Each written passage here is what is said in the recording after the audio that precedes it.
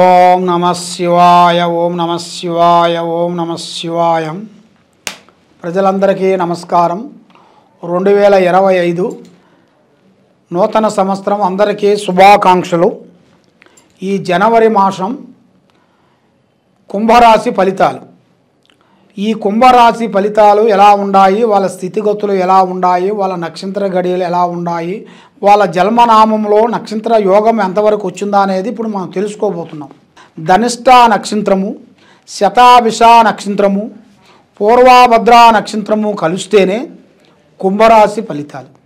ఈ కుంభరాశి వాళ్ళకి ఎక్కడ పోయినా ఏది చేసినా కూడా ఈరోజు ఉన్నది ఈరోజు లేదు అంటూ బాధపడే మనస్తత్వం కాదు, నిండుకొండ హృదయం. అంటే ఏదైనా సరే 100 రూపాయలు ఉన్నాయనుకో 1000 రూపాయలు అనుకుంటారు. అలాంటిగా తృప్తిపడాల్సిన మనస్తత్వం వెళ్ళదు. కానీ మనస్తత్వం మంచిదే, కానీ ఇలా విధానం ఎలా ఉంటుందంటే ఎప్పుడు చూసినా కూడా చిన్నపిల్లల హృదయం. అంటే ఏదైనా గబగబా మాట్లాడుతుంటారు, మనసులో ఒకటి బయట ఒకటి, నటించే నటన వీళ్ళ దగ్గర ఉండదు. ఏదైనా యథార్థంగా మాట్లాడుతుంటారు. కానీ కుటుంబంలో కానీ, వ్యాపారంలో కానీ, ఆఫీసులో కానీ అందరిలో కలిసిమెలిసి కలయిక అనేది చాలా వరకు బాగుంటుంది. వీళ్ళకి అందరిని గౌరవించటం, అభిమానించటం, అలాంటి మనస్తత్వం గలవాళ్ళు వీళ్ళు. మరి ఇలా యోగంలో చూసుకుంటే వీళ్ళకి 3 గ్రహాలు ఘోషిస్తున్నాయి.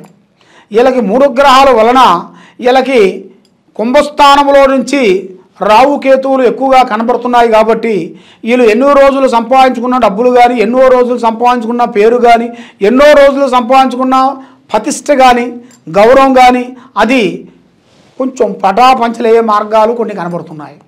కాబట్టి దాంట్లో చాలా వరకు కొన్ని జాగ్రత్తలు తీసుకోవాలి.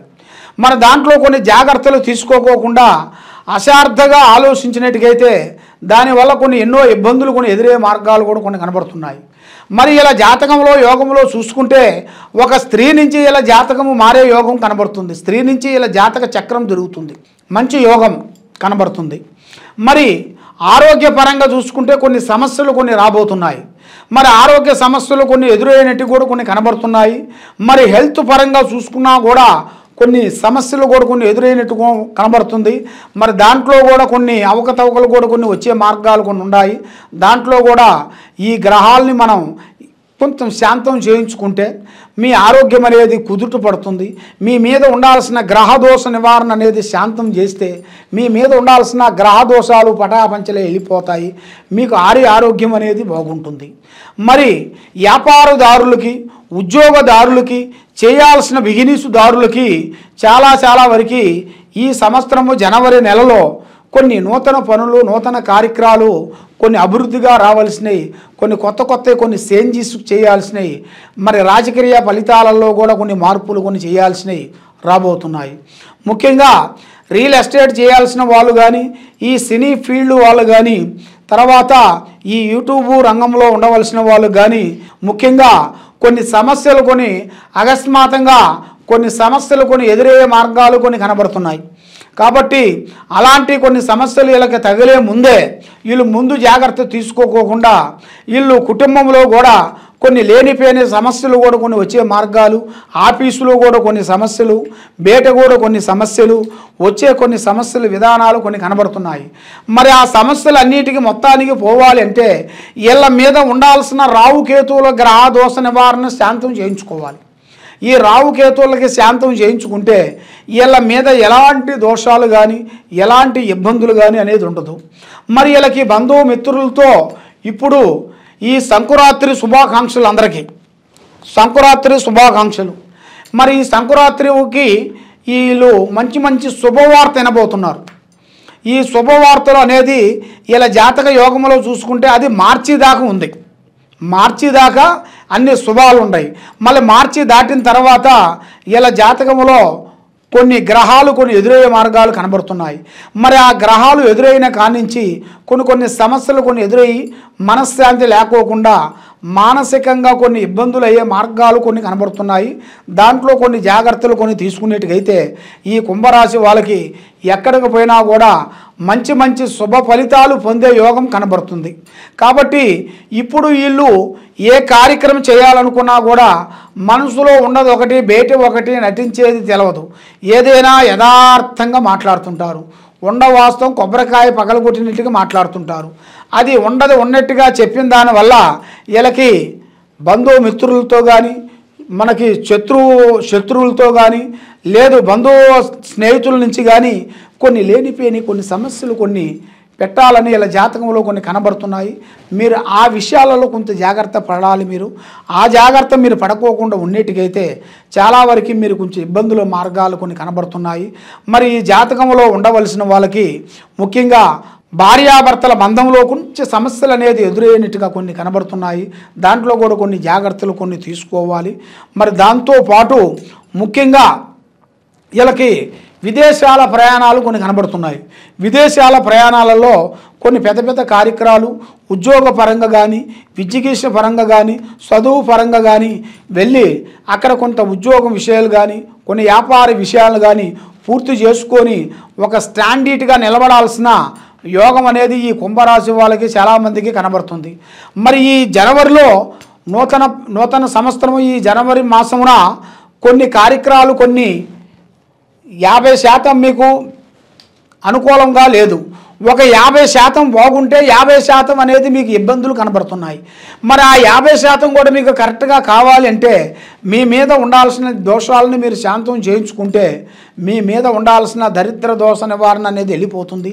ఆరోగ్యాలు బాగుంటాయి, మనశ్శాంతి కలుగుతుంది. ముఖ్యంగా మరి సంతాన ప్రాప్తి అనేది ఇప్పుడు మీకు అనుకూలంగా సంతాన ప్రాప్తి యోగం అనేది మీకు జయప్రదం కలుగుతుంది.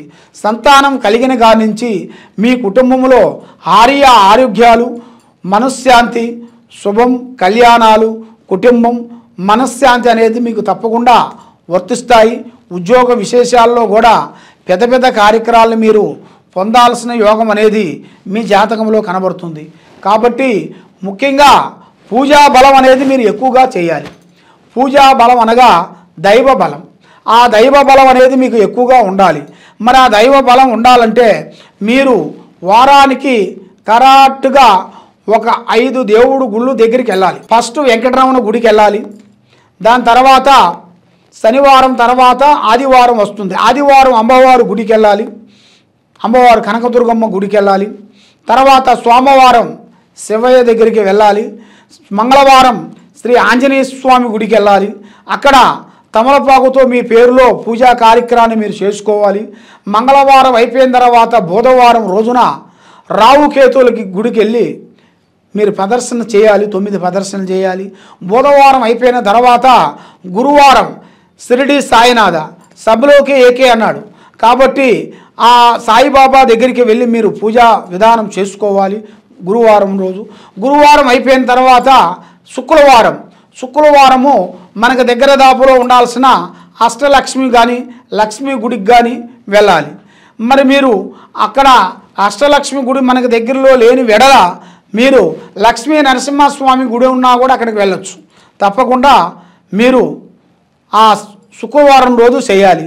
శనివారం రోజు వరకు శ్రీ వెంకటేశ్వర స్వామి గుడికి వెళ్ళి 7 ప్రదర్శనలు చేసేసి ఈ వారం పాటు మీరు ఖచ్చితంగా దైవ బలాన్ని అనేది మీరు పొందినట్టుకైతే మీకు తప్పకుండా మీ మీద ఉండాల్సిన దరిద్ర అష్టకర్మ దోష నివారణ పటాపంచలైపోతాయి. ఆరోగ్యం బాగుంటుంది, మనశ్శాంతిగా ఉంటుంది. మరి మీరు ఏ కార్యక్రమాలు అనుకుంటున్నారో ఆ కార్యక్రమాల్లో మీరు తప్పకుండా అభివృద్ధిగా పొందాల్సిన టయాలు దగ్గరికి వస్తున్నాయి. కాబట్టి మీకు ఎలాంటి సమస్య ఉన్నా ఎలాంటి ఇబ్బందులు ఉన్నా కూడా మీ పేరు వయసు మాకు పంపిస్తే మీ పేరును బట్టి మీ సమయాన్ని బట్టి ఎలా ఉందా అనేది మేము చూసి చెప్పగలుగుతాము. చాలామంది స్వామి మాకు జాతక బలం అనేది మా పెద్దవాళ్ళు డేట్ ఆఫ్ బర్త్ మాకు రాయలేదండి అని చాలామందికి చాలా సందేహాలు ఉన్నాయి. కాబట్టి మీ జాతక బలం మాకేం అక్కర్లేదు. మీ పేరు వయసు మాకు ఈ 2 చెబితే మీ జాతకం ఎలా ఉందా అనేది మీ స్థితిగతులు అన్నీ మేము చూసి మీ జాతకం మొత్తం చూసి మేము చెప్పగలుగుతాం.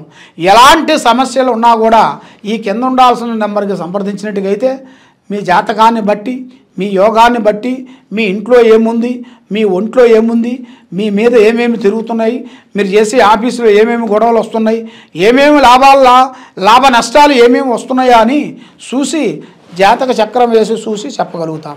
కాబట్టి ఏ సమస్య ఉన్నా కూడా కింద ఉండాల్సిన నెంబర్కి సంప్రదించండి. సర్వో జనా సుఖినో భవంతు. ఓం నమః శివాయ.